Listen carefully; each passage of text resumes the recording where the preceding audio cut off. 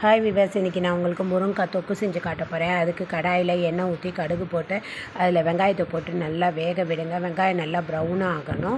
வெங்காயம் நல்லா ப்ரௌன் ஆனவுடனே அதில் நீங்கள் தக்காளி சேர்த்து நல்லா வதக்குங்க. இந்த முருங்கைக்காய் எலும்பு வளர்ச்சிக்கு நல்லது, முடி தோல் ரெண்டுக்குமே ரொம்ப நல்லது. இந்த முருங்காய் நீங்கள் அடிக்கடி சாப்பிட்டு வந்தீங்கன்னா இது ரத்தத்தை சுத்தமாக்கும். ஆஸ்மா நோயாளிகளுக்கும் ஆஸ்மா நோய்களிலேருந்து கொஞ்சம் விடுதலை பெறலாம். சர்க்கரை நோயாளிக்கும் ரத்த கொதிப்பு உள்ளவங்களுக்கும் இது ரொம்ப நல்லது. கல்லீரலுக்கும் இது ரொம்ப நல்லது.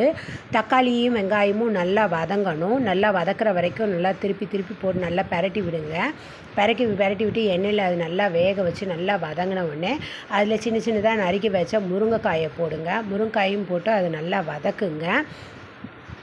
அது மட்டும் இல்லாமல் இந்த முருங்கைக்காய் புற்றுநோய் வராமல் தடுக்குது, நோய் எதிர்ப்பு சக்தியையும் அதிகரிக்குது. இதோட விதை குழந்தைங்களோட வளர்ச்சிக்கு, உடல் வளர்ச்சிக்கு எல்லாத்துக்குமே ரொம்ப நல்லது.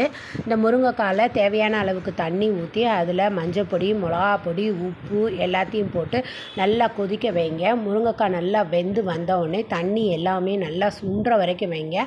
சுண்டுற வரைக்கும் வச்சு இது ஒரு கூட்டு பதத்துக்கு வர்ற வரைக்கும் நல்லா கொதிக்க விடுங்க. அப்படின்னா தான் இது நல்லாயிருக்கும். இது எல்லா வகையான சாதத்துக்குமே வச்சு நீங்கள் சாப்பிட்லாம். முக்கியமாக தயிர் சாதத்துக்கு இது ரொம்ப டேஸ்ட்டாக இருக்கும். முருங்கைக்காய் அதிகமாக யாரும் இப்படி காய் மாதிரி செய்ய மாட்டாங்க. நீங்கள் இதில் இப்படி செஞ்சு சாப்பிட்டீங்கன்னா உங்களுக்கு உடம்புக்கும் நிறைய ஆரோக்கியம் கிடைக்கும். சாப்பிட்றதுக்கும் இது நல்லா டேஸ்ட்டாகவும் இருக்கும். குழந்தைங்களோட வளர்ச்சிக்கும் இது ரொம்ப நல்லது. பெரியவங்க, ஆண்கள் எல்லாருக்குமே, வெளியில் போய் வேலை பார்த்துட்டு வர்றவங்களுக்குமே எலும்பு வளர்ச்சிக்கெல்லாம் இது ரொம்ப நல்லது. முருங்கைக்காவை நம்ம அடிக்கடி சாப்பாட்டில் சேர்த்து வந்தாலே நம்மளுக்கு பல நோய் வராமல் நம்ம உடம்பை நம்ம பாதுகாக்கலாம். நீங்கள் இதை ட்ரை பண்ணி பாருங்கள்.